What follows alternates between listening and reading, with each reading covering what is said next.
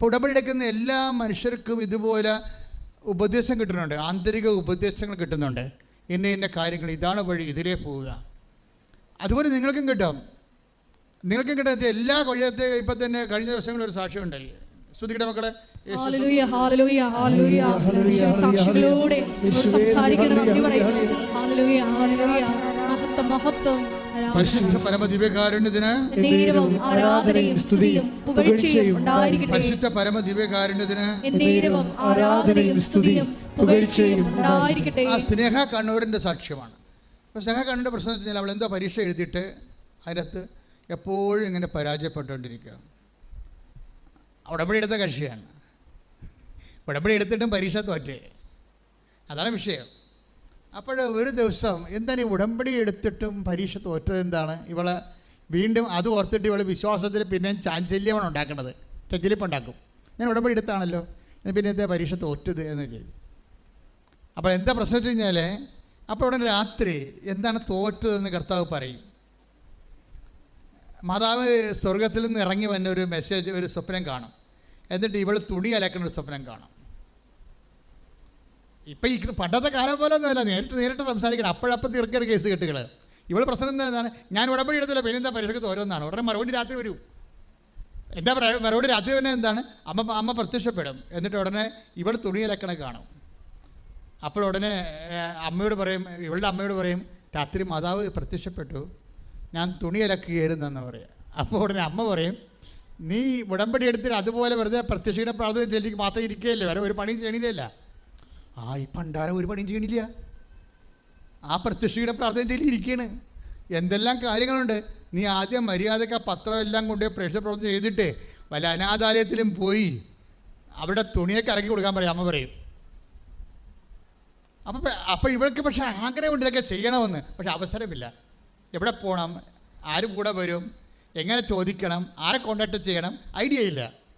പക്ഷേ ഐഡിയ ഇല്ലാതെ ഇവളെ ഇങ്ങനെ പമ്മി ഐഡിയ ഇല്ലെന്നും പറഞ്ഞ് ഇങ്ങനെ പമ്മി നിൽക്കുന്ന സമയത്ത് പിറ്റേ ദിവസം ഈ സ്വപ്നം കണ്ട് ഇവളുടെ അമ്മ ഇതിനെക്കുറിച്ച് വ്യാഖ്യാനിച്ച് പറഞ്ഞ ദിവസം പെട്ടെന്ന് അനാഥാലയത്തിൻ്റെ അഡ്രസ്സും കിട്ടി, പോകാനുള്ള സ്വരം കിട്ടി, പോകാനുള്ള ആളം വന്ന് ഇവർ പോയി. ഇവളവിടെ പോയി ബാത്റൂം എല്ലാം കഴുകി കൊടുത്തു, അവിടെ ആ വസ്ത്രങ്ങളെല്ലാം കഴുകി കൊടുത്തു. എൻ്റെ ദൈവമേ, അതോടുകൂടി ആ ഒറ്റ വിഷയത്തിൽ ആ ചാപ്റ്ററെല്ലാം ക്ലോസ് ചെയ്ത്, ഇതാണ് നീ നടക്കേണ്ട വഴി, നിൻ്റെ മുഖത്ത് നോക്കി ഞാൻ നിന്നെ ഉപദേശിക്കും. ആ സെക്കൻഡിൽ തന്നെ ആൾ പരീക്ഷയ്ക്ക് പാസ്സായി, ഒരു കുഴപ്പമില്ല. ഇങ്ങനെ പെട്ടെന്നാണ് ഈ സംഭവം വരണത്. ഒരു ശ്രുതിക്കട്ടെ മക്കളെ.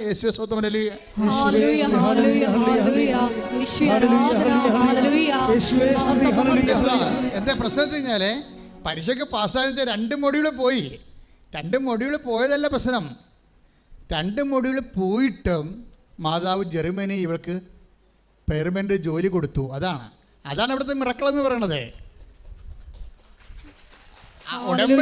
ഉടമ്പടി അവൾ കറക്റ്റ് ചെയ്ത്, മാതാവ് പറഞ്ഞ പോലെ കറക്റ്റ് ചെയ്ത് കഴിഞ്ഞപ്പോഴേ, നിങ്ങൾക്കറിയാമല്ലോ, ഈ മനുഷ്യന്മാർ കുറേ നിയമങ്ങളൊക്കെ വെക്കും, 4 മൊഡ്യൂളും പാസ്സാകുമെന്നൊക്കെ പറയും. പക്ഷെ അതവരുടെ മെരിറ്റാണ്. പക്ഷേ ഉടമ്പടി വർക്ക് ചെയ്യേണ്ടത് നോട്ട് ബൈ മെരിറ്റിലാണ്, ബട്ട് ബൈ ഗ്രേസിലാണ്. പക്ഷേ അമ്മ നിങ്ങളുടെ ഫയൽ എടുത്ത് കഴിയുമ്പോൾ പോടാവില്ല എന്ന് പറയും, 2 മൊഡ്യൂളൊക്കെ പിന്നെ എഴുതാമെന്ന് പറയും, വിലക്ക് ജോലി എടുക്കാൻ പറയും. ആദ്യം നിങ്ങളുടെ ഒരു ദൈവസ്നേഹം എന്ന് പറയുന്നത്, സത്യസന്ധത എന്ന് പറയുന്നത്, അമ്മയെക്കൊണ്ട് നിങ്ങളുടെ ഫയൽ എടുപ്പിക്കുകയാണ്. നിങ്ങൾ പറയണ ജർമ്മൻ എംബസി ഫയൽ എടുക്കണം എന്നാണ് പറയണം. അങ്ങനെയല്ല നിങ്ങൾ പറയേണ്ടത്. അമ്മ ഞങ്ങളുടെ ഫയൽ എടുക്കണം എന്ന് പറയണം. അപ്പോൾ വിഷയം മാറും. നിങ്ങളുടെ പ്രാർത്ഥനയുടെ ഫോർമാറ്റ് മാറ്റിയാൽ മതി. എംബസി ഫയൽ എടുക്കണമെന്ന് പറയുന്നതിന് പകരം അമ്മ ഞങ്ങളുടെ ഫയൽ എടുക്കണമെന്ന് പറയണം. അമ്മ ഫയൽ എടുക്കണമെന്നുണ്ടെങ്കിൽ മകളോട് പറയും, മകളെ മര്യാദക്ക് ചെയ്യാനുള്ളതൊക്കെ വൃത്തിമേനയായിട്ട് ചെയ്യാൻ പറയും. ശ്രുതിക്കട്ടെ.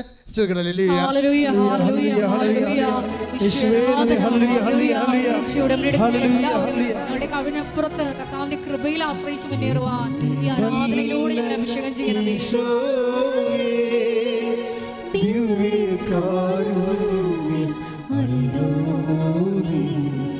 പാടി വാഴ്ത്താ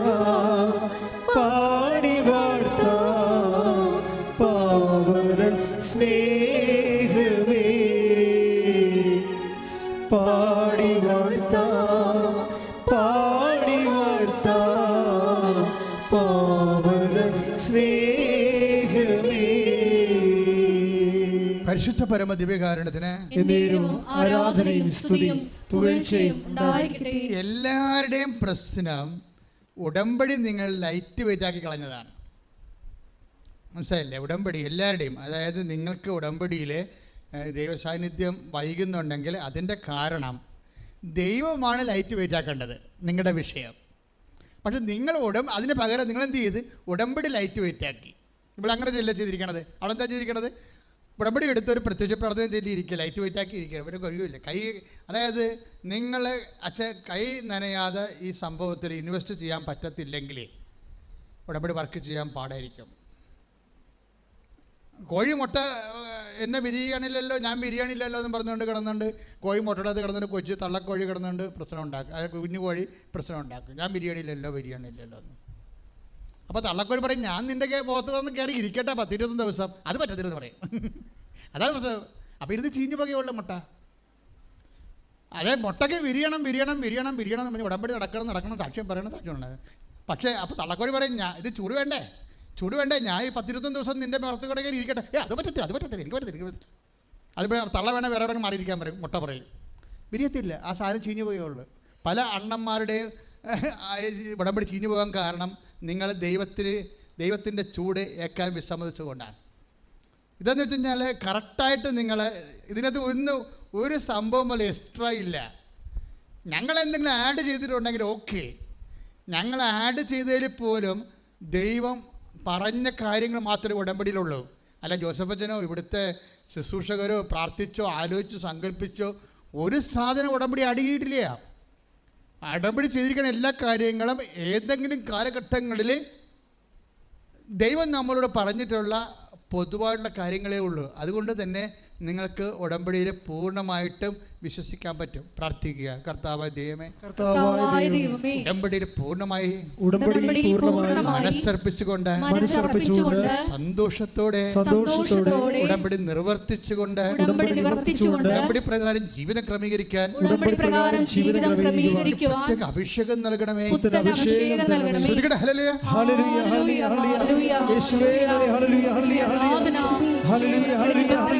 വിശ്വസ്തയോടുകൂടി ദൈവസ്നേഹത്തോട് ചെയ്യുവാൻ ഈ ആരാധനയിലൂടെ ഞങ്ങളെ അഭിഷേകം ചെയ്യണമേ. ഹല്ലേലൂയ.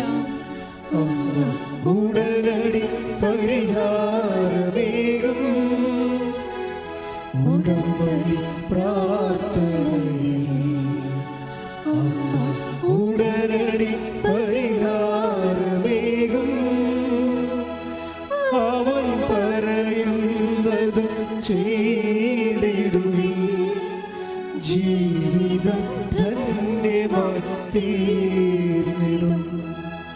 അവൻ പറയുന്നത് ചെയ്തിടുവിൻ ജീവിതം ധന്യമായി തീർന്നിടും.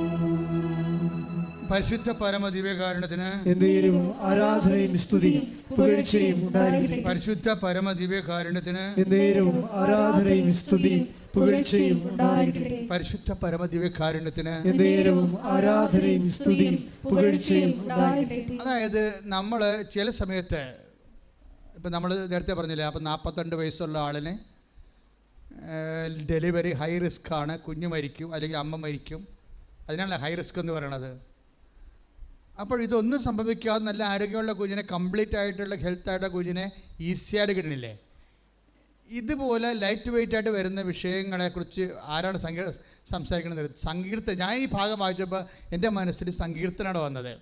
അതാണ് ഞാൻ പറഞ്ഞത്. സങ്കീർത്തനം മുഴുവനും ദൈവാനുഭവങ്ങളാണ് അവർ കീർത്തനങ്ങളാക്കി പാടിയിരിക്കുന്നത്, അല്ലാതെ മനുഷ്യാനുഭവങ്ങൾ. കവിതകൾ ഇപ്പോൾ മറ്റ് കവികളുടെ കവിതകളിൽ അത് മനുഷ്യാനുഭവങ്ങളെയാണ് അവർ കവിതകളാക്കുന്നത്. അപ്പോൾ സങ്കീർത്തനങ്ങൾ എന്താണ്? മനുഷ്യൻ്റെ ദൈവാനുഭവങ്ങളെയാണ് അവർ കവിതയാക്കണത്. അപ്പോൾ നമുക്കറിയാൻ പറ്റും ഈ ദൈവാനുഭവം എക്കാലത്തും നിലനിൽക്കുന്നതാണ്, എല്ലാവർക്കും സാർവജനീനമായിട്ട് ആപ്ലിക്കബിളാണ്. എന്താണ് ഇതിനെക്കുറിച്ച് ഇവർക്ക് എന്താ സംഭവിച്ചിരിക്കുന്നത്? കർത്താവ് സിയോനിൽ നിന്ന് ഞങ്ങളെ മടക്കിക്കൊണ്ട് പോന്നപ്പോൾ ഞങ്ങളെ സ്വപ്നം കാണുന്നവരെ പോലെ ആയിരുന്നില്ലേ? അതാണ് എൻ്റെ മനസ്സിൽ വന്ന വചന. അതാ ലൈറ്റ് വെയിറ്റ് എന്ന് പറയുന്നത്. ഇപ്പോൾ തുടങ്ങിയ പരിപാടിയല്ലേ ദൈവം. ദൈവത്തിൻ്റെ പല പ്രവർത്തനങ്ങളും ഡ്രീം ഫോർമാറ്റിലേക്ക് ചേഞ്ച് ചെയ്യും. നിങ്ങൾക്കറിയാമല്ലോ, മെറിറ്റോറിയസ് അല്ലെങ്കിൽ പിന്നെ ഡ്രീമാണ് സംഭവിക്കുന്നത്. നിങ്ങളുടെ കാര്യം മെറിറ്റിൽ നടക്കത്തില്ലെങ്കിൽ പിന്നെ എന്താണ്? അതിന് സ്വപ്ന സമാനമായിട്ടുള്ള ഫോർമാറ്റിലേക്ക് ഇത് ചേഞ്ച് ചെയ്തു. അത് നമ്മളല്ല, not by merit but by grace ആണ്. അപ്പോൾ ഗ്രേസ് ആണ് ഇതിൻ്റെ അകത്ത് വർക്കൗട്ട് ചെയ്യണമെങ്കിൽ അത് സ്വപ്ന തുല്യമായിട്ട് മാറും. അല്ലെങ്കിൽ എന്താ സ്വപ്നം വെച്ചാൽ നമ്മൾ അതാണ് സങ്കീർത്തനം പറയണത്. 120 അടുത്ത സങ്കീർത്തനം 126 1 തൊട്ട് അങ്ങനെ വായിച്ചേ. ശ്രദ്ധിക്കട്ടെ. ഹല്ലേലൂയ ഹല്ലേലൂയ ഹല്ലേലൂയ യേശുവേ നന്ദി. Hallelujah hallelujah hallelujah hallelujah. 126 സങ്കീർത്തനം 1 മുതലുള്ള തിരുവചനങ്ങൾ. കർത്താവ് പ്രവാസികളെ സിയോനിലേക്ക് തിരിച്ചു കൊണ്ടുവന്നപ്പോൾ അത് ഒരു സ്വപ്നമായി തോന്നി. അന്ന് ഞങ്ങൾ പൊട്ടിച്ചിരിച്ചു, ഞങ്ങളുടെ നാവ് ആനന്ദാരവം മുഴക്കി. കർത്താവ് അവരുടെ ഇടയിൽ വൻ കാര്യങ്ങൾ ചെയ്തിരിക്കുന്നു എന്ന് ജനതകളുടെ ഇടയിൽ പ്രഘോഷിക്കപ്പെട്ടു. കർത്താവ് ഞങ്ങൾക്ക് വേണ്ടി വൻ കാര്യങ്ങൾ ചെയ്തിരിക്കുന്നു, ഞങ്ങൾ സന്തോഷിക്കുന്നു. നെഗവിലെ ജലപ്രവാഹങ്ങളെ എന്ന പോലെ കർത്താവെ ഞങ്ങളുടെ ഐശ്വര്യം പുനഃസ്ഥാപിക്കണമേ. കണ്ണീരോടെ വിതയ്ക്കുന്നവർ ആനന്ദഘോഷത്തോടെ കൊയ്യട്ടെ. വിത്ത് ചുമന്നുകൊണ്ട് വിലാപത്തോടെ വിതയ്ക്കാൻ പോകുന്നവൻ കറ്റ ചുമന്നുകൊണ്ട് ആഹ്ലാദത്തോടെ ഞങ്ങളുടെ വിലാപങ്ങളെ സന്തോഷമാക്കി മാറ്റുന്ന സ്നേഹത്തിന് നന്ദി ആരാധന. പരിശുദ്ധ പരമദിവ്യകാരുണ്യത്തിന് ആരാധനയും സ്തുതിയും പുകഴ്ചയും ഉണ്ടായിരിക്കട്ടെ. മക്കളെ, ഇത് ദൈവവചനമാണ്. ഇത് നൂറ്റാണ്ടുകൾ കഴിഞ്ഞാലും സഹസ്രാബ്ദങ്ങൾ കഴിഞ്ഞാലും വചനം ഇങ്ങനെ വിശ്വസിക്കുന്നവർക്ക് മാംസമായിക്കൊണ്ടിരിക്കും. വചനത്തിൻ്റെ പ്രത്യേകത എന്താണ്? അത് വിശ്വസിക്കുന്നവർക്കെല്ലാം അത് മാതാവിൽ മാത്രം സംഭവിച്ച ഒരു പ്രൊസീജിയർ അല്ലത്. ആരാണ് വിശ്വസിക്കുന്നത് അവരെല്ലാം ഇത് കോൺക്രീറ്റ് ആയിക്കൊണ്ടിരിക്കും, മാംസമായിക്കൊണ്ടിരിക്കും, ടാൻജിബിൾ ആകും, സ്പർശ്യമായിക്കൊണ്ടിരിക്കും. അതുകൊണ്ട് തന്നെ നമ്മളതിൻ്റെ ഇന്ധനം ഫസ്റ്റ് ഫേസിൽ വിശ്വാസവും സെക്കൻഡ് ഫേസിൽ ദൈവസ്നേഹവുമാണ്. ഫസ്റ്റ് ഫേസിൽ നമ്മൾ വിശ്വാസവും സെക്കൻഡ് ഫേസിൽ ദൈവസ്നേഹവുമാണ്. പല ആൾക്കാരും ഉടമ്പടിയുടെ ഫസ്റ്റ് ഫേസിൽ നിൽക്കുകയാണ്. ഇപ്പോൾ അവർ കണ്ടല്ലേ ആ ലേഡി എന്താ ചെയ്തത്? അവർ ഉടമ്പടി എടുത്തു, പ്രത്യക്ഷയുടെ പ്രാർത്ഥന ചൊല്ലിക്കൊണ്ടിരുന്നു, അത്രയേ ഉള്ളൂ. അപ്പോൾ അത് വിശ്വാസത്തിൻ്റെ ലെവലാണ്, പ്രൈമറി സ്കൂളാണ് ഉടമ്പടിയുടെ. അമ്മ മാതാവ് രാത്രി അവർക്ക് സ്വപ്നം കണ്ടിട്ട് തുണി അലക്കണത് കാണിച്ചു കൊടുത്തു നേരിട്ട്. അപ്പോൾ അത്രയും പൊട്ടിയാണെന്ന് അർത്ഥം. അപ്പം അത്രയും പൊട്ടിയാണെങ്കിൽ പോലും ദൈവികമായ കാര്യങ്ങൾക്ക് ചെവി കേൾക്കണില്ല അവക്കെ. അതുകൊണ്ടാണ് നേരെ വന്ന് കാണിച്ചു കൊടുക്കുന്നത് രക്ഷപ്പെടാനുള്ള മാർഗം.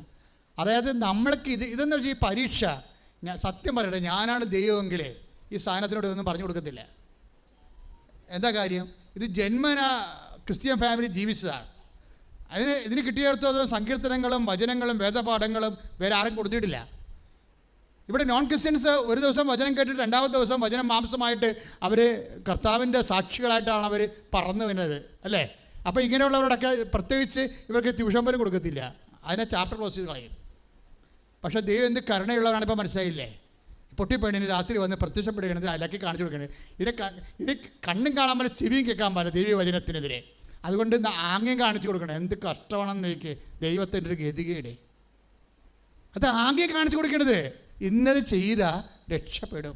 അത്രയും ദൈവം നിന്നെ സ്നേഹിക്കുന്നു. ശ്രദ്ധിക്കട്ടെ.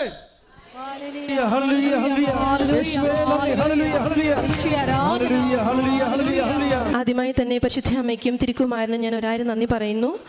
എൻ്റെ സാക്ഷ്യം പറയാൻ ഞാൻ താമസിച്ചു പോയതിനു ക്ഷമാർപ്പണം നടത്തുന്നു. എൻ്റെ പേര് സിൻസി ജിജോ. ഞാൻ തൃശ്ശൂർ രൂപതയിൽ കൂട്ടാല ഇടവകയിൽ നിന്നാണ് വരുന്നത്. ഞാൻ ആദ്യമായി ഇവിടെ ഉടമ്പടി എടുക്കാൻ വരുന്നത് 2021 ഡിസംബർ മാസത്തിലാണ്. അന്ന് ഞാൻ ഉടമ്പടി എടുക്കാൻ വന്നുവെങ്കിലും പ്രത്യേകിച്ച് ഒരു എക്സാക്റ്റ് റീസൺ ഉണ്ടായിരുന്നില്ല. പക്ഷേ ഒത്തിരി ആഗ്രഹങ്ങളുണ്ടായിരുന്നു എനിക്ക്. കാരണം 2018 മുതൽ ഞാനൊരു വീടിനും സ്ഥലത്തിനു വേണ്ടി ഉണ്ടായിരുന്നു.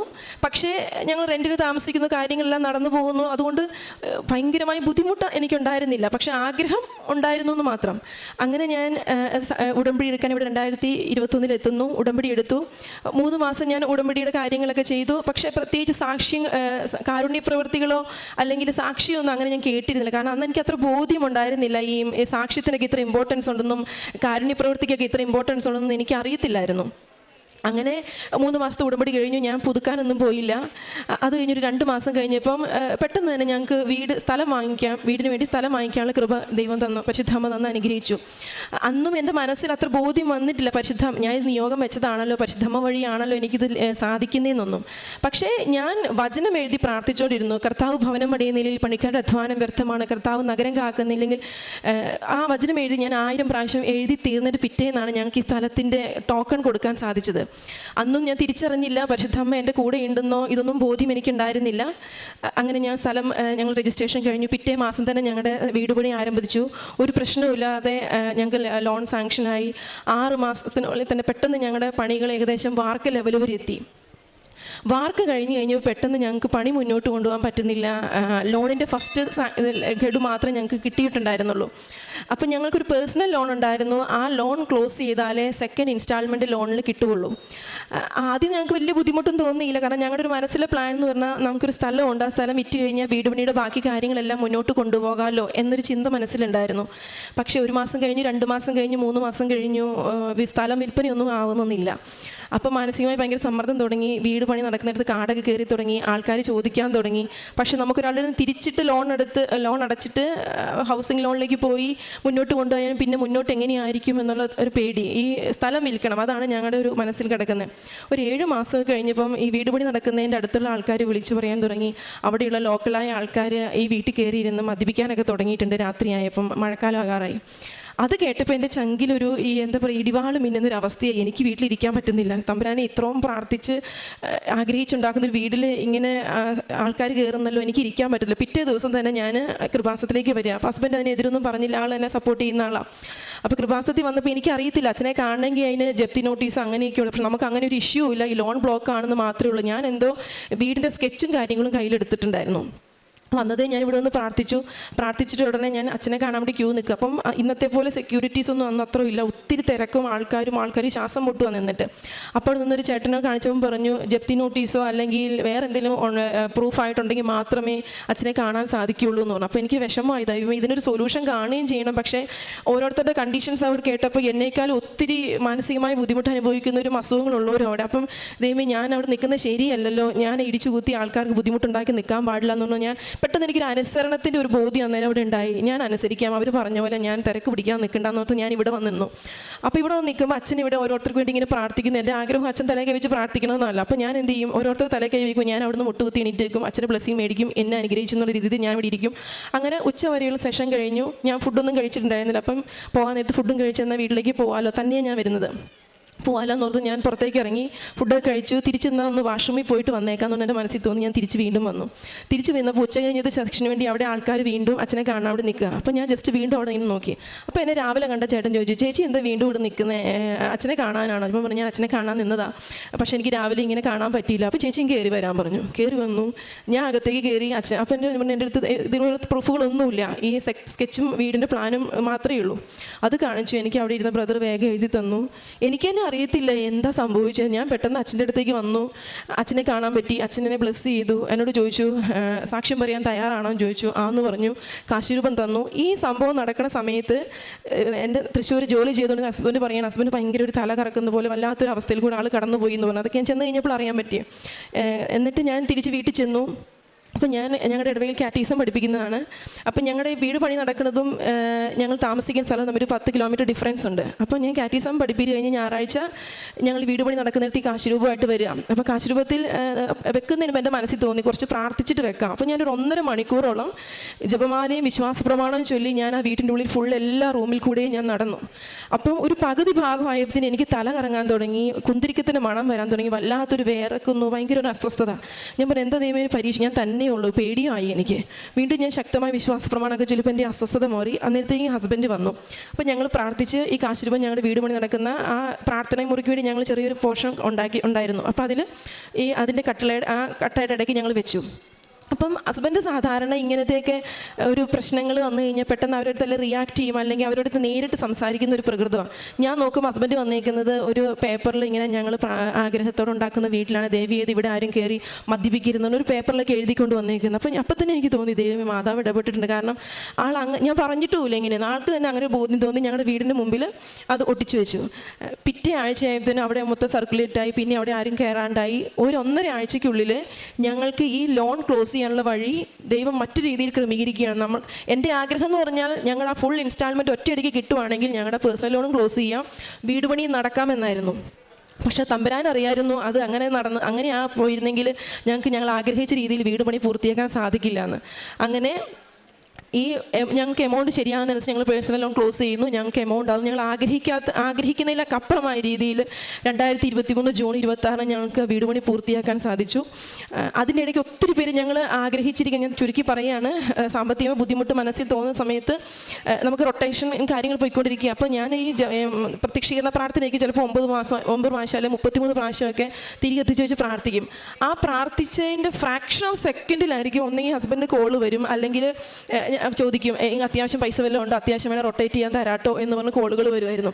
അതുപോലെ ഏറ്റവും മൈന്യൂട്ടായി ഞാൻ ആഗ്രഹിച്ച വീട് പണി തുടങ്ങുന്ന സമയത്ത് എൻ്റെ വീട് ഇങ്ങനെ ആയിരിക്കണം എന്ന് ഞാൻ ആഗ്രഹിച്ചത്. പറയുന്നത് നിങ്ങൾക്ക് സിമ്പിളായിട്ട് തോന്നായിരിക്കും, പക്ഷേ എൻ്റെ അനുഭവമാണ് ഞാൻ പറയുന്നത്, എൻ്റെ വലിയ ബോധ്യങ്ങളാണ് ഞാൻ പറയുന്നത്. ഞാൻ ഏറ്റവും ചെറുതായി ആഗ്രഹിച്ച കാര്യങ്ങൾ വരെ എൻ്റെ മാതാവും തിരുക്കുമാരനും അത് മനസ്സിൽ വെച്ച് എൻ്റെ ഹൗസ് വാമിങ് ആയപ്പോഴത്തേനും ഞാൻ ചെറിയ ചെടികൾ വരെ ആഗ്രഹിച്ചു, അതുവരെ എൻ്റെ വീട്ടിൽ നിറയ്ക്കാൻ എനിക്ക് സാധിച്ചു. അത് എൻ്റെ ജീവിതത്തിൽ കിട്ടിയ ഏറ്റവും വലിയൊരു ബോധ്യമാണ്. എൻ്റെ തമ്പുരാനും എൻ്റെ പരിശുദ്ധ അമ്മയ്ക്കും ഞാൻ 1000 നന്ദി പറയുന്നു. അടുത്ത അനുഭവം എന്ന് പറഞ്ഞു കഴിഞ്ഞാൽ, വീട് പണി സ്വാഭാവികമായി തീർന്നു കഴിയുമ്പം സാമ്പത്തികമായി ഞങ്ങൾക്ക് ബുദ്ധിമുട്ടുണ്ടായിരുന്നു. അപ്പം ഞാൻ ആഗ്രഹിച്ചു ഹസ്ബൻഡിന് ഒരു ജോലി കുറച്ചും കൂടെ നല്ലതായി കിട്ടിയിരുന്നെങ്കിൽ എന്ന്. അപ്പം പുറത്തേക്ക് പോകാനും ആഗ്രഹമുണ്ട്, എന്നാൽ കുടുംബം വിട്ടു പോകാൻ ആൾക്ക് ബുദ്ധിമുട്ടുമുണ്ട്. അപ്പം ഇങ്ങനെ പ്രാർത്ഥിച്ചുകൊണ്ടിരുന്നു. അങ്ങനെ 1-2 ഇൻ്റർവ്യൂ പാസ്സായി, പക്ഷേ ഓഫർ ലെറ്റർ വരുന്നില്ല. അപ്പോൾ മാനസികമായ സമ്മർദ്ദമായി, ശരിയാവത്തില്ല, ഇനി എന്താണാവോ. അപ്പം ഞങ്ങൾ 2015-16 കാലഘട്ടങ്ങളിൽ ഞങ്ങൾ ഒമാനിൽ മസ്കറ്റിലായിരുന്നു. അത് കഴിഞ്ഞ് ഞങ്ങൾ നാട്ടിലേക്ക് സെറ്റിൽ, ആൾ റീറ്റെയിൽ ഫീൽഡിലാണ് വർക്ക് ചെയ്യുന്നത്, റീറ്റെയിൽ സ്റ്റോർ മാനേജറായിട്ടാണ് വർക്ക് ചെയ്യുന്നത്. അപ്പം ഞങ്ങൾ നാട്ടിലേക്ക് വന്ന് സെറ്റിലായതാണ്. അപ്പം ആ സമയത്ത് അവിടെ വർക്ക് ചെയ്തുകൊണ്ടിരുന്ന ഒരാൾ ഞങ്ങളോട് ഇങ്ങനെ, അവർ പുതിയതായിട്ടൊരു കമ്പനി ഡെവലപ്പ് ചെയ്യാൻ പോകുന്നു, അവർക്ക് ആ സമയത്ത് സൂപ്പർ മാർക്കറ്റുകളായിരുന്നു, അത് ഹൈപ്പർ ലെവലിലേക്ക് കൊണ്ടുപോകുകയാണ്. അപ്പോൾ ജിജോ ഹസ്ബൻഡിനെ കണ്ടിട്ടുണ്ട്, ആൾക്ക് അറിയാവുന്നതുകൊണ്ട് ആൾക്ക് വന്ന് സപ്പോർട്ട് ചെയ്യാൻ പറ്റുമോ, നമുക്കൊന്ന് എക്സ്പാൻഷനാണ് അവർ ആഗ്രഹിക്കുന്നതെന്ന് പറഞ്ഞിട്ടുണ്ടായിരുന്നു. പക്ഷേ ഈ വീട് പണി കഴിഞ്ഞ ഉടനെ തന്നെ, പക്ഷേ അതിനുവേണ്ടി മുന്നോട്ട് പോയി മെഡിക്കൽ എടുത്തു കഴിഞ്ഞപ്പം ആൾക്ക് കൊറോണ വന്നിട്ടുള്ളതായിരുന്നു. അപ്പോൾ കൊറോണയുടെ ആഫ്റ്റർ എഫക്റ്റ് ആയിട്ട് ലങ്സിൽ എക്സ്റേ നോക്കുമ്പോൾ ചെറുതായിട്ട് ബ്ലഡ് വെസൽസ് ഇങ്ങനെ കെട്ടുപിണഞ്ഞ് കിടക്കുന്ന പോലെയാണ്. അപ്പോൾ മെഡിക്കലിൽ ഇപ്പം ഭയങ്കര സ്ട്രിക്റ്റ് ആയ ശേഷം ഒമാൻ അത് മുന്നോട്ട് പോകാൻ സമ്മതിച്ചില്ല. കാരണം അവർക്ക് അത് സബ്മിറ്റ് ചെയ്ത് കഴിഞ്ഞാൽ റിജക്റ്റ് ആവും, നമുക്ക് പറ്റത്തില്ല എന്ന് പറഞ്ഞു. അങ്ങനെയായിപ്പം ഹസ്ബൻഡ് ഒരു ഫ്രണ്ടിനെ റെഫർ ചെയ്ത് വിട്ടു. പക്ഷേ എന്നാൽ ആ പോസ്റ്റ് അവരുടെ എക്സ്പാൻഷൻ മൈൻഡിലൂടെ എന്തെങ്കിലും നമുക്ക് ചെയ്യാം ജിജോ എന്ന് പറഞ്ഞു. അപ്പോൾ കുറച്ച് കഴിഞ്ഞപ്പോൾ മനസ്സിൽ നിന്ന് പോയി, കാരണം 2-3 മെഡിക്കൽ എടുത്തു, ഇനി പ്രതീക്ഷയൊന്നുമില്ല, എന്താണ് എന്നൊരു ചിന്ത മാത്രമേ ഉണ്ടായിരുന്നുള്ളൂ. അങ്ങനെ 1 മാസം കഴിഞ്ഞ് സെപ്റ്റംബർ ആക്കിയ എൻ്റെ മനസ്സിലേക്ക് ഭയങ്കര ആഗ്രഹം വരും അഖണ്ഡ ജപമാലയ്ക്ക് പങ്കെടുക്കണമെന്ന്. അങ്ങനെ ഞാൻ നമ്മുടെ ഈ ദാഹത്തോടെ വെള്ളം കുടിക്കാൻ ദാഹ്യം വരുമ്പോൾ നമ്മൾ ആ വെള്ളത്തിന് വേണ്ടി ദാഹിച്ചിരിക്കുന്ന പോലെ ഞാൻ ഈ ഒക്ടോബർ 28 വേണ്ടി ഇങ്ങനെ വെയിറ്റ് ചെയ്യും. എനിക്ക് ഭയങ്കര ഒരു ക്രേവിംഗ് എന്ന് പറയും, എന്താ ആകാത്ത ദിവസം പോവാത്ത പോലെ. അങ്ങനെ ഒക്ടോബർ 22 ഞാൻ ഇവിടെ അഖണ്ഡ ജപമാല റാണിക്ക് വന്നു. ഞാൻ ചെരുപ്പിടാതെ വണ്ടിയിലിരുന്നപ്പോഴും ഫുൾ ടൈം ഞാൻ ജപമാല ചൊല്ലി തീർത്തു. ശനിയാഴ്ച ജപമാല കഴിയുന്നു, ഞാൻ വീട്ടിൽ ചെല്ലുന്നു. ഞായർ തിങ്കൾ 31 ഒക്ടോബർ 31 മാതാവിൻ്റെ മാസം ഞങ്ങളുടെ ഇടവകയിലെ ജപമാല കാലം തീരുന്ന ദിവസമാണ്. അപ്പം ഞാൻ ജപമാല കഴിഞ്ഞ് ഒരു 8 മണി ആകത്തോളം ആയപ്പോൾ വീട്ടിലെത്തി. ഹസ്ബൻഡിന് ജോലി കഴിഞ്ഞ് വന്നു. പെട്ടെന്ന് കണ്ടുകൊണ്ട് ഞാൻ ചോദിക്കും ഹസ്ബൻഡിനോട്, ചേട്ടായി അവർ പിന്നെ ജോലിയുടെ കാര്യമൊന്നും പറയുന്നത് കേട്ടില്ലേ, പിന്നെ വിളിക്കുകയൊന്നും ചെയ്തില്ലേ എന്ന് ചോദിച്ചു. അപ്പം പറഞ്ഞു, ഞാൻ നിന്നോട് പറയാൻ വരുമായിരുന്നു, ഞാൻ ഒരു 6-7 മണിയായപ്പോൾ അവരെ വിളിച്ചു, പക്ഷേ അവരെന്നെ കോൾ എടുത്തിട്ടില്ല എന്ന് പറഞ്ഞു. ഞാൻ ഇത് പറഞ്ഞ് എൻ്റെ നാവ് വായിലേക്ക് ഉള്ളിലിട്ടില്ല. അപ്പോൾ ഹസ്ബൻഡിൻ്റെ ഫോൺ കോൾ ചെയ്യുകയാണ്, ഒമാനിൽ നിന്ന് അവർ കോൾ ചെയ്തേക്കുന്നു, എത്രയും പെട്ടെന്ന് ജിജോ നാളെ കയറി തരാം, നമുക്ക് സൈറ്റ് ഓക്കെ ആയിട്ടുണ്ട്, എത്രയും പെട്ടെന്ന് നിൽക്കുക. അപ്പം ഞങ്ങൾക്ക് ആഗ്രഹിച്ചിരുന്ന കാര്യമാണെങ്കിലും നിമ്പിലൊക്കെ കയറി പോകാന്ന് പറഞ്ഞാൽ ഒരു കുടുംബം, ഞാനും കുഞ്ഞുങ്ങളും മാത്രമേ ഉള്ളൂ, ഇട്ടിട്ടൊക്കെ പോകുന്ന 2 പേർക്കും അക്സെപ്റ്റ് ചെയ്യാൻ പറ്റണില്ല. പക്ഷേ വിട്ട് കളയാനും പറ്റില്ല, കാരണം നമുക്ക് മെറിറ്റ് എന്ന് പറഞ്ഞ സംഭവം അവിടെ ഇല്ലല്ലോ. കാരണം ഹസ്ബൻഡിന് എക്സ്റേയിൽ ഇങ്ങനെ ഒരു പ്രോബ്ലം ഉണ്ട്. അപ്പോൾ നമുക്ക് വേറെ ഒന്നിനു വേണ്ടി വെയിറ്റ് ചെയ്യാനും പറ്റില്ല, വിസിറ്റ് മിസ്സിക്ക് കയറി പോകണം. കാരണം എന്ന് പറഞ്ഞാൽ റൺ ചെയ്തുകൊണ്ടിരിക്കുന്ന സ്റ്റോർ, അപ്പോൾ അവർക്കത് സ്റ്റോപ്പ് ചെയ്തിടാൻ പറ്റില്ല. ജിജോ ചെന്ന് ഹാൻഡ് ഓവർ എടുത്താൽ മാത്രമേ അത് മുന്നോട്ട് കൊണ്ടുപോകാൻ പറ്റും. അപ്പോൾ അതുകൊണ്ട് ഓണേഴ്സിന് നിർബന്ധമാണ് പെട്ടെന്ന് 2 ദിവസത്തിനുള്ളിൽ കയറി ചെല്ലണമെന്ന്. അതേസമയം അവർ ഒരു സൈറ്റ് എടുത്തിട്ട് അതിനെ ഡെവലപ്പ് ചെയ്ത് വരുവാണെങ്കിൽ നമുക്ക് സമയം കിട്ടിയേനെ. പക്ഷേ ഇപ്പോൾ എനിക്ക് മനസ്സിലാകുകയാണ് അതൊക്കെ പരിശുദ്ധ അമ്മയുടെ ക്രമീകരണങ്ങളായിരുന്നു എന്നത്. കാരണം അങ്ങനെ ഒരു മൊമെൻറ്റിൽ കയറി പോയില്ലെങ്കിൽ ഈ പ്രോബ്ലം പ്രോബ്ലം ഉള്ളതുകൊണ്ട് ആൾക്ക് ഒമാനിലെത്താൻ സാധിക്കില്ലായിരുന്നു. അങ്ങനെ ചൊവ്വാഴ്ച ഇങ്ങനെ വന്നു. ബുധനാഴ്ച ആയപ്പോൾ ഞങ്ങൾ വൈകുന്നേരം ആയപ്പോൾ തീരുമാനം എടുത്തു. കമ്പനിയിൽ അറിയിച്ചപ്പോൾ അവർ ലീവ് ചെയ്യത്തില്ല. പക്ഷെ അവിടെയും മാതാവ് ക്രമീകരിച്ചിരുന്നു. ആ ദിവസങ്ങളിലായിട്ട് ഹസ്ബൻഡിൻ്റെ ബോസുമായിട്ട് നല്ലൊരു റിലേഷനിലാകാൻ ഹസ്ബൻഡിന് സാധിച്ചു. അപ്പം ആളുടെ അടുത്ത് കമ്മ്യൂണിക്കേറ്റ് ചെയ്തപ്പോൾ ആൾ പറഞ്ഞു, വ്യക്തിപരമായി ആൾക്കൊന്നും സപ്പോർട്ട് ചെയ്യാൻ പറ്റില്ല, കാരണം കമ്പനിക്ക് റൂൾസ് ഉണ്ടല്ലോ, നമ്മൾ റിസൈൻ ചെയ്യണമെങ്കിൽ 3 മാസം മിനിമം 1 മന്തെങ്കിലും നമുക്ക് റിലീവിംഗ് ലെറ്റർ അയാൾ റിലീവ് ചെയ്ത് കിട്ടത്തുള്ളൂ. അപ്പോൾ ആൾ രണ്ടും കൽപ്പിച്ചു. അവർ സമ്മതിക്കില്ല എന്ന് പറഞ്ഞെങ്കിലും റെസിഗ്നേഷൻ കൊടുത്തു. ഞങ്ങൾ പാസ്പോർട്ടും കാര്യങ്ങളും അയച്ചു കൊടുത്തു. വീണ്ടും മാതാവിൻ്റെ ദിവസം ശനിയാഴ്ച വന്നപ്പോൾ അവിടെ വിസ വന്നു, വിസിറ്റിംഗ് വിസയിലും വന്നു. അവർ റിലീവ് ആയിട്ടില്ല. പക്ഷേ സാറിന് മെസ്സേജ് ഇട്ട്, പക്ഷേ അവരൊന്നും പോകണ്ടെന്നും പറഞ്ഞില്ല, അവരായിട്ട് അനുവദിക്കില്ല എന്ന് പറഞ്ഞു. പക്ഷേ ഞങ്ങൾ രണ്ടും കൽപ്പിച്ച് പ്രാർത്ഥിച്ച് ഞാൻ ഉപ്പും തേനും ഒക്കെ കൊടുത്തു വിട്ടു. നവംബർ 5-ാം തീയതി വൈകുന്നേരം ആൾ ജോലി കഴിഞ്ഞ് വന്നിട്ട്, ഒരു പ്രിപ്പറേഷൻ ഇല്ല, എല്ലാം പാക്കിങ് ഞാനാണ്. ഞങ്ങളോട് സംസാരിക്കാൻ പോലും ആൾക്ക് സമയമില്ല.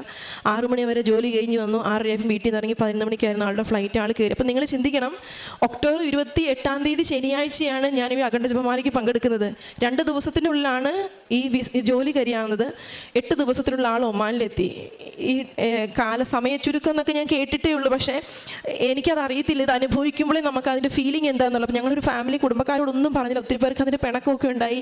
കാരണം ഞങ്ങൾക്ക് ജസ്റ്റ് സഹോദരങ്ങളോട് മാത്രമേ ഞങ്ങൾക്കിത് പറഞ്ഞ് പോകാൻ സാധിച്ചുള്ളൂ. അങ്ങനെ ആൾ അവിടെ എത്തി. ആളുടെ മെഡിക്കൽ ചെക്കപ്പ് എടുത്തു കഴിഞ്ഞപ്പം ചെറിയ പ്രശ്നം ഉണ്ടായിരുന്നു. പക്ഷേ അവർക്കത് ഹാൻഡിൽ ചെയ്യാൻ പറ്റി, ഒരു പ്രശ്നമില്ലാതെ ജോബ് വിസയിലോട്ട് കൺവേർട്ട് ചെയ്യാൻ പറ്റി. ആൾ അങ്ങനെ അവിടെ ജോലിയിലിരിക്കുകയാണ്. അടുത്ത സാക്ഷി എന്ന് പറഞ്ഞാൽ, എൻ്റെ കുഞ്ഞിന് 3 വർഷമായിട്ട് ഈ തൊടയുടെ പുറകിൽ അലർജി ഉണ്ടായിരുന്നു, ചെറിയ കുരുക്കൾ ഉണ്ടായിരുന്നു. അപ്പോൾ ഞാൻ ഉടമ്പടി തൈലം വെച്ച് പ്രാർത്ഥിച്ചതിൻ്റെ ഫലമായി ജസ്റ്റ് 3 പ്രാവശ്യം ഞാൻ പരട്ടി പ്രാർത്ഥിച്ചിട്ടുള്ളൂ. 3 വർഷമായി ഈ സീസൺ വരുമ്പോൾ ഉണ്ടാകുന്ന അലർജി, ഈ തടിപ്പും ചൊറിച്ചിലും ഉണ്ടാകുന്നത് പൂർണ്ണമായി വിട്ടുമാറി. പിന്നെ ഹസ്ബൻഡ് പോയ ശേഷം ഞാൻ സ്കൂട്ടി ഓടിക്കുമെന്നല്ലാതെ എനിക്ക് ലൈസൻസ് ഒന്നും ഉണ്ടായിരുന്നില്ല. അപ്പം ഞാനും കുഞ്ഞുങ്ങൾ മാത്രമേ ഉള്ളൂ. അമ്മ കൂടെയുള്ളത് ഏജ് ആയതാണ്. വേറെ നമുക്ക് ഡിപ്പെൻഡ് ചെയ്യാൻ വേറെ മാർഗ്ഗമൊന്നുമില്ല. അപ്പം ഹസ്ബൻഡ് പിറ്റേ ആഴ്ച ഞാൻ ഡ്രൈവിങ്ങിന് ജോയിൻ ചെയ്തു. ഇത് ഞാൻ ഉടമ്പടി സാക്ഷ്യത്തിൽ നിയോഗത്തിൽ വെച്ചതല്ല, എങ്കിലും ജോയിൻ ചെയ്തു. അങ്ങനെ ഡിസംബർ 28-ാം തീയതികളിൽ എൻ്റെ 2 ലൈസൻസും ഫസ്റ്റ് ടെസ്റ്റിൽ തന്നെ എനിക്ക് പാസ്സാകാനും പറ്റി. പ്ലസ് എൻ്റെ കൂടെ അന്ന് ടെസ്റ്റിൽ എഴുതിയ 3-4 പ്രാവശ്യമായിട്ട് കിട്ടാതിരുന്ന എല്ലാവർക്കും കിട്ടി. അതിൻ്റെ ഒരു കാര്യം എന്ന് പറയുകയാണെങ്കിൽ, ഞങ്ങൾ സ്കൂളിൽ നിന്ന് ഏറ്റവും കൂടുതൽ സ്റ്റുഡൻസ് അന്ന് എക്സാം എഴുതാനുണ്ടായിരുന്നു. അതുകൊണ്ട് ഞങ്ങളാണ് ഏറ്റവും ലാസ്റ്റും. എൻ്റെ പേര് S-ൽ തുടങ്ങുന്നതുകൊണ്ട് ഞാൻ ഏറ്റവും ലാസ്റ്റ് നമ്പറും. അപ്പം എല്ലാവരുടെയും ഈ ടെസ്റ്റ് നടക്കുന്ന സമയത്ത് നമ്മുടെ ടെസ്റ്റ് ചെയ്യുന്ന സാർ എവിടെ ഇരുന്ന് എഴുതുമായിരിക്കും ഡോക്യുമെൻറ്റും കാര്യങ്ങളൊക്കെ. പക്ഷേ എൻ്റെ വന്നപ്പോൾ എന്തായി, സാർ എല്ലാം ഡോക്യുമെൻ്റൊക്കെ ചെയ്ത് കഴിഞ്ഞുകൊണ്ട് എണീറ്റ് നിന്ന് ഞാൻ എടുക്കുന്നതിൻ്റെ അടുത്തേക്ക് വന്ന് നിൽക്കും. അപ്പോൾ എൻ്റെ ടെസ്റ്റ് എനിക്ക് ടെൻഷനാകാൻ തുടങ്ങി, ഇടിപ്പൊക്കെ കൂടാൻ തുടങ്ങി. അപ്പോൾ ഞാൻ പെട്ടെന്ന് എൻ്റെ കാശുരൂപം കിടന്നു. മാതാവെ ശക്തിപ്പെടുത്തണേ, അത്രമാത്രം ഞാൻ പറഞ്ഞു. പക്ഷേ അതിന് മുമ്പ് എടുത്തപ്പോഴൊക്കെ ഇടയ്ക്കൊക്കെ പ്രശ്നമുണ്ടായാലും ഒരു കുഴപ്പമില്ലാതെ എനിക്ക് എടുക്കാൻ പറ്റി. അതിനും പരിശുദ്ധ അമ്മയ്ക്കും തിരുമകമാനം ഞാൻ 1000 നന്ദി പറയുന്നു. പിറ്റേ ആഴ്ച മുതൽ എനിക്ക് വണ്ടി പേടിയില്ലാണ്ട് ഓടിക്കാനുള്ള ധൈര്യം എനിക്ക് ദൈവം തന്നനുഗ്രഹിച്ചു. അടുത്ത സാക്ഷി എന്ന് പറയുകയാണെങ്കിൽ, എൻ്റെ മോൾക്ക് ഇന്നലെ നടന്നതാണ്. അപ്പം ഞാൻ ഇന്നലെ രാവിലെ ഞങ്ങൾ പള്ളിയിൽ കാറ്റീസത്തിൽ പോകാൻ തുടങ്ങുമ്പോൾ പെട്ടെന്ന് കുഞ്ഞിന് തല കറക്കവും ഛർദിയും. അപ്പം സാധാരണ നിസ്സാര കാര്യങ്ങളൊക്കെ ആയാലും ആൾ ഹാൻഡിൽ ചെയ്യുന്ന, അല്ലെങ്കിൽ കുഴപ്പമില്ല അമ്മ പള്ളിയിൽ പോകാമെന്ന് പറയുന്ന ആൾ പെട്ടെന്ന് അങ്ങ് വേർക്കുന്നു, തല കറങ്ങുന്നു, ഛർദ്ദിക്കുന്നു, കിടക്കുന്നു, അങ്ങനെ തണുക്കുന്നു ശരീരമൊക്കെ.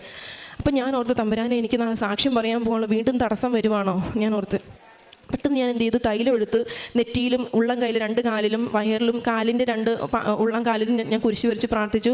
ചെറിയ ചൂടുവെള്ളത്തിൽ ഉപ്പിട്ട്, ഈ മാതാവിൻ്റെ ഉപ്പിട്ട് ഞാൻ വിശ്വാസപ്രമാണം ചൊല്ലി കൊടുത്തു. അത് കഴിഞ്ഞ് ഞാൻ അവൾ മടി പറയാം, സാധാരണ ഇങ്ങനെ കൊടുക്കും മടി പറയുന്ന ആൾ, മടി പറയാതെ അത് വാങ്ങിച്ചു കുടിച്ചു. അത് കഴിഞ്ഞ് ബ്രഷ് ചെയ്തു. അപ്പോൾ ഞാൻ ഇച്ചിരി കാപ്പി ഉണ്ടാക്കി തരട്ടെ, അവൾ മടിയൊന്നും പറഞ്ഞില്ല, വാങ്ങിച്ചു കുടിച്ചു. പക്ഷേ 5 മിനിറ്റുള്ളിൽ വീണ്ടും ഛർദിയായി. അത് കഴിഞ്ഞപ്പോൾ ഞാൻ ഓർത്ത്, മാതാവേ ഈ തലേ ദിവസം ഞങ്ങളുടെ ചേട്ടൻ്റെ അപ്പച്ചൻ്റെ ഫസ്റ്റ് ഡെത്ത് ആനിവേഴ്സറി ആയിരുന്നു. അപ്പോൾ അതിന് വീട്ടിൽ പോയി വന്നപ്പോൾ അവിടെ വന്നൊരു കുഞ്ഞിന് കഴുത്തിൽ ഇങ്ങനെ ഒരു കഴല ഉണ്ടായിരുന്നു. അവർ ഡോക്ടറെ കാണിച്ചു, പക്ഷേ പ്രത്യേകിച്ച് റീസൺ ഒന്നുമില്ല, വലിയതായിട്ട് ഇങ്ങനെ ബൾജ് ചെയ്ത് നിൽക്കുക. അപ്പം കാരണമില്ല താൻ, അത് ചെറുതായിട്ട് ഇപ്പോൾ ആൻറ്റിബയോട്ടിക് കഴിച്ചപ്പോൾ ചെറുതായിട്ട് ചുങ്ങിയെന്ന് മാത്രമേ ഉള്ളൂ. അപ്പോൾ എൻ്റെ മനസ്സിൽ പെട്ടെന്ന് ഇത് കണ്ടപ്പോൾ ദൈവമേ തൈലം പറ്റി കുരിശ് വരയ്ച്ച് പ്രാർത്ഥിക്കാം എന്ന് പറഞ്ഞാൽ എൻ്റെ മനസ്സിൽ തോന്നുകയും ചെയ്തു. ഞാനത് ചെയ്തു. അവർക്ക് കുഴപ്പമില്ലായിരുന്നു, ഞാൻ ചെയ്തു വിട്ടു. അപ്പോൾ ഞാൻ മാതാവിനോട് എനിക്ക് ക്ലെയിം ചെയ്ത് പ്രാർത്ഥിക്കും. ഞാൻ മാതാവ്, ഞാൻ ഇന്നലെ നീ സൗഖ്യം തരുമെന്ന് പറഞ്ഞ് ഞാൻ ആ കൊച്ചിനെ അവിടെ ഇതും ചെയ്തിട്ട് വന്നു. ഇതിപ്പോൾ വീട്ടുകാർ വിളിക്കുമ്പോൾ ചോദിക്കുമ്പോഴായാലും ഞാൻ കൊച്ചിന് വയ്യാന്ന് പറഞ്ഞ് ആശുപത്രി കൊണ്ടുപോയെന്ന് പറയുമ്പോൾ എൻ്റെ വിശ്വാസവും അവിടെ കുറയും. മാത്രമല്ല അവരുടെ മുമ്പിൽ ഞാൻ നിന്നെക്കുറിച്ച് പറഞ്ഞിട്ടല്ലേ വന്നത്. അപ്പോൾ എങ്ങനെയായി എന്നെ വിഷമിപ്പിക്കില്ല, എന്നാൽ ഞാൻ തന്നെയുള്ളൂ, പള്ളിയിലും പോകണം, എന്നെ ബുദ്ധിമുട്ടിക്കില്ല, എനിക്ക് നാളെ സാക്ഷ്യം പറയാനുള്ളതാണെന്ന് പറഞ്ഞു. അത് കഴിഞ്ഞ് വീണ്ടും ഞാൻ ഇതുപോലെ കുരിശ് വരച്ച് പ്രാർത്ഥിച്ചു. ഉപ്പിട്ട് ഇത് കൊടുത്തു, കഞ്ഞിയിൽ ഉപ്പിട്ട് കൊടുത്തു. 5 മിനിറ്റ് നിന്നില്ല, വീണ്ടും ഛർദി. അപ്പോൾ എനിക്ക് മനസ്സിലായി പിടിവിട്ട് തുടങ്ങി, ആശുപത്രി കൊണ്ടാകാതെ പറ്റത്തില്ല, പ്രശ്നം കോംപ്ലിക്കേറ്റഡ് ആയ നാളെ എനിക്ക് സാക്ഷ്യം പറയാൻ പറ്റത്തില്ല. അത് കഴിഞ്ഞ് ഛർദി കഴിഞ്ഞ് കഴിഞ്ഞപ്പോൾ പറഞ്ഞു, അമ്മ എൻ്റെ തലയുടെ ഭാരം കുറഞ്ഞിട്ടുണ്ട്, കുഴപ്പമില്ല, നമുക്ക് പള്ളിയിൽ പോവാം, വേദപാഠത്തിന് പോയിട്ട് അല്ലെങ്കിൽ പറ്റിയില്ലെങ്കിൽ ഇടയ്ക്ക് നമുക്ക് പോരാം, ഹോസ്പിറ്റലിൽ പോകാമെന്ന് പറഞ്ഞു. എന്നാൽ ശരി എന്ന് പറഞ്ഞ് റെഡിയായി ഞങ്ങൾ പള്ളിയിലോട്ട് പോയി. പള്ളിയിൽ ചെന്ന് കഴിഞ്ഞപ്പം ഞങ്ങൾക്ക് ബൈബിൾ ക്ലാസ് എന്ന് ഇതുണ്ട്. അപ്പോൾ ബൈബിൾ ക്ലാസ്സിന് ഞങ്ങൾ 4ാം ക്ലാസ് മുകളിലൊരു അച്ഛൻ്റെ ക്ലാസ് കേൾക്കുന്നു. കുഞ്ഞു പിള്ളേർക്ക് സിസ്റ്റേഴ്സ് വചനം പറഞ്ഞു കൊടുക്കും സിസ്റ്റർ. അപ്പോൾ അതിൻ്റെ ഇടയ്ക്ക് എൻ്റെ അടുത്തേക്ക് വന്നു, അമ്മ എനിക്കൊരു ചെറിയ അസ്വസ്ഥത വരുന്നു. ഞാൻ പറഞ്ഞു ശരി, എന്നാൽ ആശുപത്രിയിൽ പോകാമെന്ന് പറഞ്ഞു. അപ്പം ആശുപത്രി പോകാൻ വേണ്ടി ഞാൻ ചെരുപ്പിട്ട് ഇറങ്ങുമ്പോൾ പറഞ്ഞു, അമ്മ ഞാൻ വചനം പറഞ്ഞപ്പോൾ എനിക്ക് സിസ്റ്റർ മിഠായി തന്നു, ഞാൻ അത് കഴിച്ചു. സാധാരണ ചോക്ലേറ്റ് കിട്ടിയാൽ ആളങ്ങനെ കഴിക്കുന്നതല്ല. അപ്പോൾ എൻ്റെ മനസ്സിലേക്ക് പെട്ടെന്ന് കഴിഞ്ഞ ആഴ്ച ഇവരെ പഠിപ്പിച്ചായിരുന്നു, ഭയപ്പെടേണ്ട, ഞാൻ നിന്നോട് ഞാൻ നിൻ്റെ പേര് ചൊല്ലി വിളിച്ചിരിക്കുന്നു, എൻ്റെ ഉള്ളം കൈ നിൻ്റെ പേര് ഞാൻ എഴുതി വെച്ചിട്ടുണ്ടെന്ന് വചനമാണ് ഇവരെ സിസ്റ്റർ കഴിഞ്ഞ ആഴ്ച പറഞ്ഞു വിട്ടത്. ഈ വചനം ആണ് തിരിച്ച് ഈ ആഴ്ച വന്നപ്പോൾ ആ കുഞ്ഞ് പറഞ്ഞ് കേൾപ്പിച്ചത്. അതിനാണ് ചോക്ലേറ്റ് കിട്ടുക. അപ്പോൾ എൻ്റെ മനസ്സിലേക്ക് പെട്ടെന്ന് വന്നു, ഇനി ഇവർക്ക് വിശക്കുന്നതായിരിക്കും, ആശുപത്രി കൊണ്ടുപോകണമാണോ ഇത്, എന്നാ മാതാവേ. പണ്ടൊന്നും ഞാനിങ്ങനെ ആലോചന ചോദിക്കാറില്ലായിരുന്നു. അപ്പോൾ എൻ്റെ മനസ്സിലേക്ക് ഇതൊന്ന് വിശന്നിട്ടായിരിക്കും. ഞാൻ പറഞ്ഞാൽ കടയിൽ പോയി ഞാൻ പെട്ടെന്ന് 6 റൂട്ടിൻ്റെ ബിസ്ക്കറ്റ് വാങ്ങിച്ചു തരട്ടെ എന്ന് ചോദിച്ചു. അപ്പോൾ അമ്മ ഇതും അങ്ങനെ സമ്മതിക്കുന്ന ആളല്ല ബിസ്ക്കറ്റൊന്നും കഴിക്കാൻ. ഞാൻ പെട്ടെന്ന് പോയി മേടിച്ചുകൊണ്ട് കൊടുത്തു, അവിടെ ഇരുന്ന് കുടിച്ചു. പിന്നെ ഞങ്ങൾ പ്രിൻസിപ്പൽ മാഷ് വന്ന് പള്ളിമുറിയിലേക്ക് കൊണ്ടുപോയി കോഫിയൊക്കെ എടുത്തു കൊടുത്തു.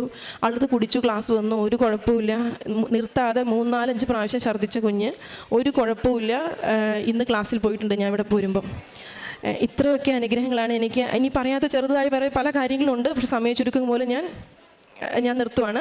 ഇനി ഞാൻ ചെയ്ത കാരുണ്യ പ്രവൃത്തികൾ എന്ന് പറഞ്ഞു കഴിഞ്ഞാൽ, ഞാനൊരു നേഴ്സാണ്, വർക്ക് ചെയ്യുന്നില്ല. അപ്പം നമുക്ക് ആഴ്ചയിൽ 1 കാരുണ്യ പ്രവൃത്തി ചെയ്യാൻ പറഞ്ഞേക്കുന്നത്. പക്ഷേ ഞാൻ ആഴ്ചയിൽ 4 അല്ലെങ്കിൽ 5 തവണയൊക്കെ ഞാൻ ഈ അനാഥാലയത്തിൽ പോകുമായിരുന്നു. കാരണം അവർക്ക് മെഡിസിൻ കൊടുക്കും, പിന്നെ അവരെ ഭക്ഷണം വാരി കൊടുക്കാറുണ്ട്, നഖം വെട്ടി കൊടുക്കും, അവർക്ക് വേണ്ട ഡ്രസ്സിങ് ചെയ്യും. ഇതൊക്കെയായിരുന്നു ഞാൻ ആ ആഴ്ച ഈ സമയങ്ങളിൽ ചെയ്തുകൊണ്ടിരുന്നത്. പിന്നെ ആദ്യമൊക്കെ എനിക്ക് പത്രം കൊടുക്കാൻ മടിയുണ്ടായിരുന്നു.